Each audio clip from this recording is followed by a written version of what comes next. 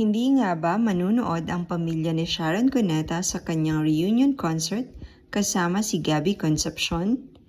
Inihayag ni Sharon Cuneta na hindi dadalo ang mister niyang si Kiko Pangilinan sa concert nito kasama ang ex-husband na si Gabby Concepcion. Ayon kay Sharon, hindi yun ang na-decide naming family. My kids and my husband will not watch.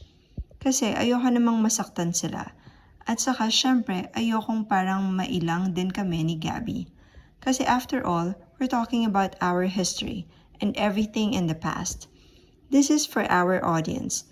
And I don't think na kailangan pang makita ng asawa at mga anak ko yun, except Casey of course. Nilinaw ni Sharon na hindi man dadalo si Kiko, walang problema rito ang pagsasama at pagbabalik tambalan ng megastar at ni Gabby sa isang concert. Ayon kay Sharon, he's one of the coolest, you know? When I did a love scene with Richard and Minsan Minahal Kita and some people were saying, uy, sobra na, my husband would tell me, nakakatuwa I have no problem with it. I don't know what their problem is, ganun siya. Kaya hindi rin daw issue kay Kiko ang proyekto ni na Sharon at Gabby.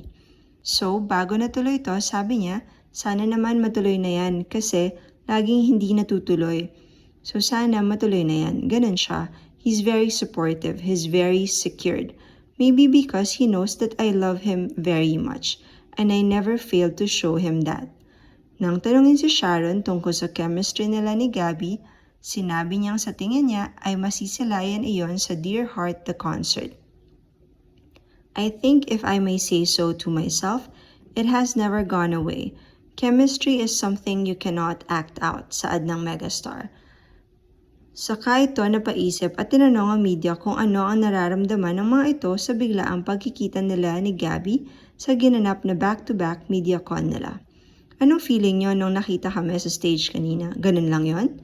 And it's been so long that our followers have missed us together. So I think kahit tumayo lang kami, may effect, paliwanag ni Sharon. Dagdag pa niya, so if you think about it, when we sing the songs that our followers have grown up with, songs from our movies, songs that they can identify with us, kahit hindi sa movies namin, it will mean something. I think chemistry cannot be created. Chemistry is neither there or not. And we've always had that no matter what. Magaganap ang Dear Heart the concert nila Gabby at Sharon sa October 6 sa SM MOA Arena. Meron din silang gagawing special show sa Okada Manila at Cebu. Sana ay nagustuhan niyo itong video at maisipan niyong mag-subscribe. Salamat!